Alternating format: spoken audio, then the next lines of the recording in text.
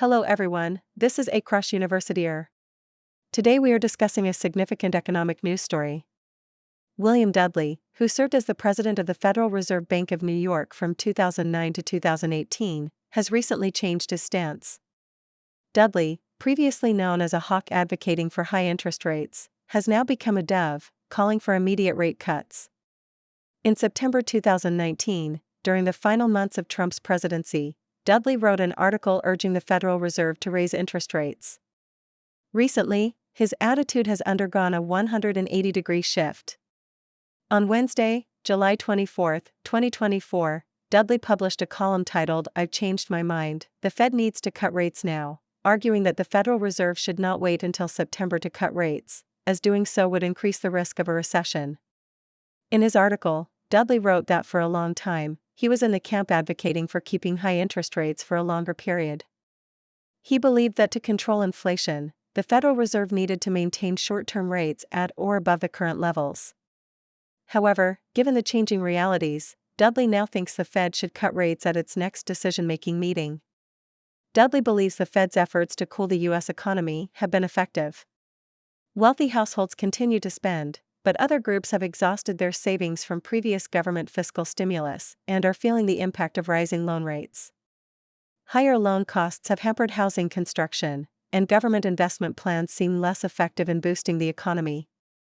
Job growth is slowing, and the 3-month average unemployment rate has risen by 0.43 percentage points from the previous year's low, nearing the 0.5% threshold defined by the Sachs rule, which signals a recession if exceeded.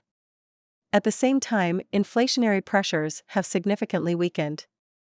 The Fed's preferred inflation gauge, the Core Personal Consumption Expenditures (PCE) price index, has risen to 6% year-over-year, slightly above the Fed's 2% target.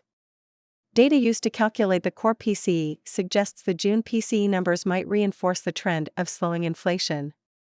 In this context, why are Fed officials hinting that they won't cut rates at next week's end-of-month monetary policy meeting?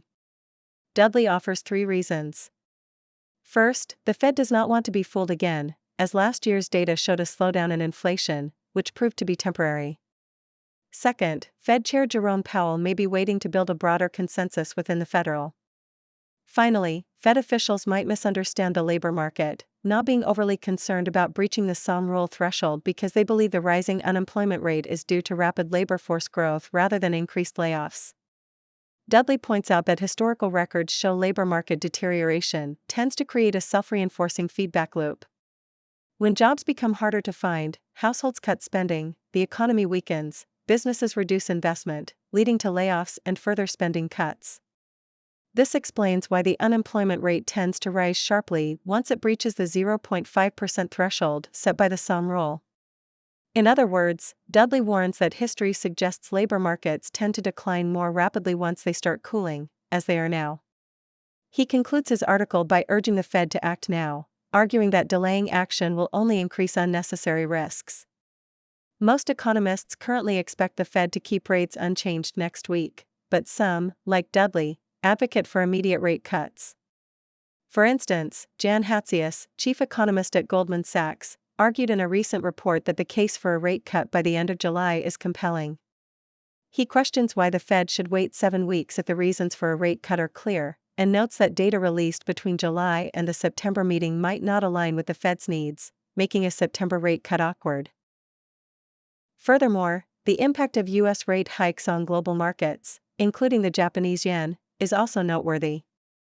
A stronger dollar puts pressure on the yen, causing it to depreciate. This may benefit Japanese exports by making them more competitive, but also increases import costs, presenting challenges to the Japanese economy. Yen depreciation can also affect investor confidence in the Japanese market, further impacting capital flows and economic stability in Asia. Thank you for watching. If you enjoy my channel, please like, subscribe, and hit the notification bell. Thank you for your support, and see you next time.